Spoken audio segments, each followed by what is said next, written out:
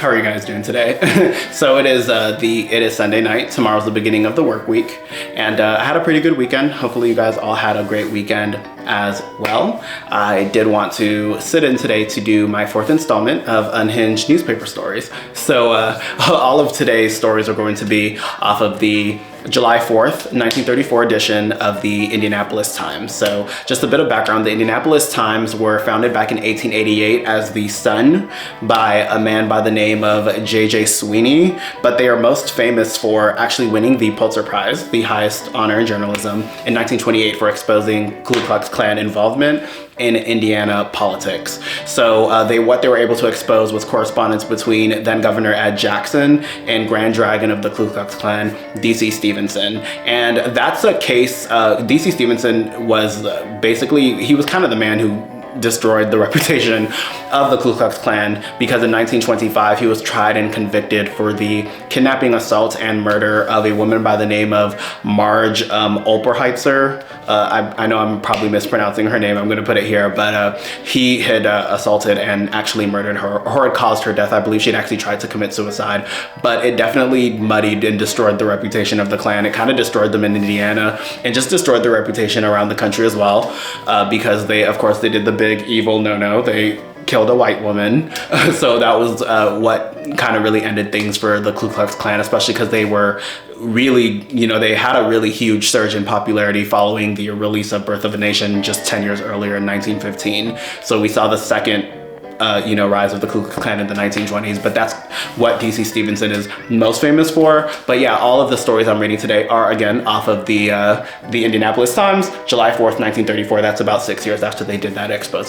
So, but again, it's the edition for the Independence, the Day of Independence, July 4th. So, people were cutting up, they were doing the absolute most, and I have amazing stories today that are truly unhinged. I think probably the most unhinged bunch I've had. So yeah, let's go ahead and get into that. Okay, so I'm gonna start out with this absolutely hilarious story. I don't know what was going on, but a lot of people were being bitten by dogs. And there's this hilarious story that I saw, and it's titled 8 Bitten by Dogs Here. Police keep even, locking up same number of offending canines. So get into this. This is in Indianapolis, Indiana. So Indianapolis dogs, subject of considerable attention and criticism for the last month because of a marked proclivity to bites, declared an Independence Day of their own yesterday.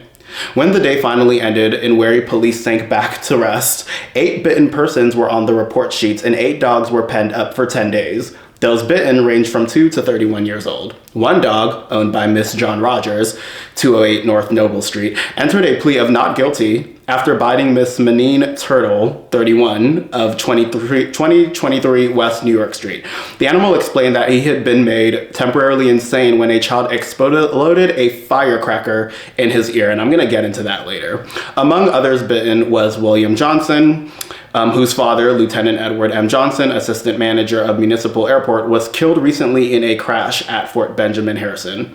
Others were Joan Temple, 9, Charles Bidwell, 3, Maxine White, 12, and Gail Wiseman, 14. Jacqueline Kendall, 2, Marshall Jolger, 6, and it's giving their names, ages, and also their addresses, which seems kind of intrusive, but again, it's 1934. I just thought this one was really, really funny because of the fact that it says the dog entered a plea of not guilty because he was made temporarily insane by a child setting off firecrackers. And this is something that is going to be just a theme in a lot of the stories today, but I thought this was it was a very funny and clever one, just saying that the dog had entered that plea. But yeah, the dogs were biting people, and I have another dog biting story as well. So yeah, that's how we get it started.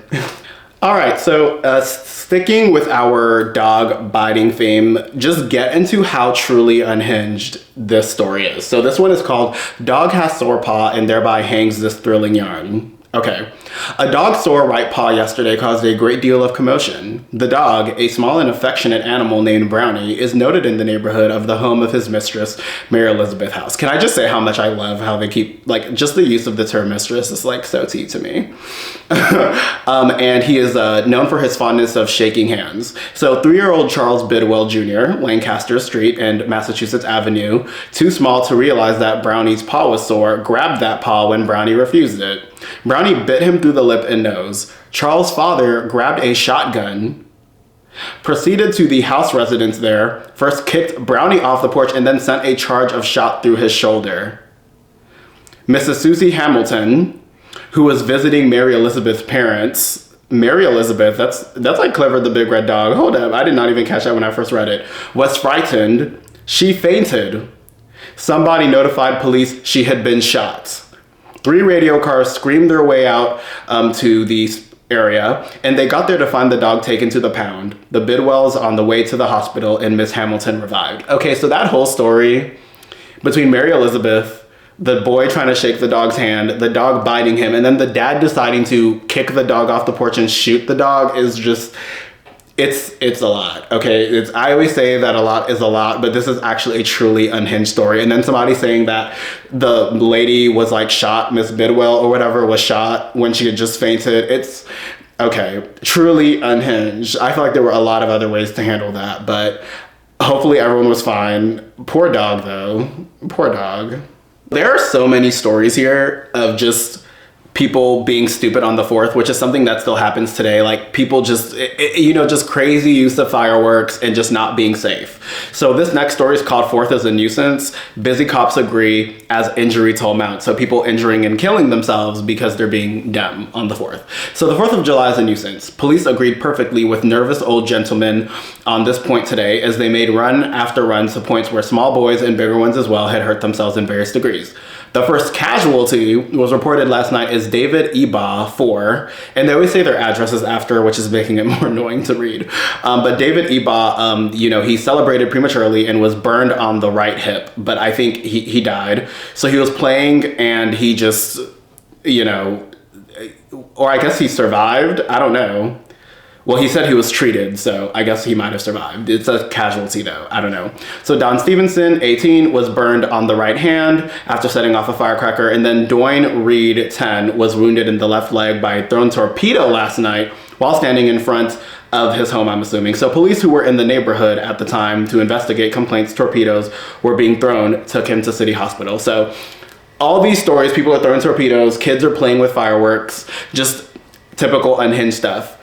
Could you believe, though, that despite all of that, they decide to post a photo of a boy lighting a firework on the page? They post a photo, and the caption reads, Christopher K. Denny, who is just a little more than 2, who lives in whatever, thinks that the 4th of July is a grand and glorious day. Here is Christopher playing with a Gargantuan firecracker, one that is guaranteed to make a dandy bang. Okay, so they post stories of people being hurt and killed and then show a photo of a boy lighting a firecracker. That is another truly unhinged thing to do.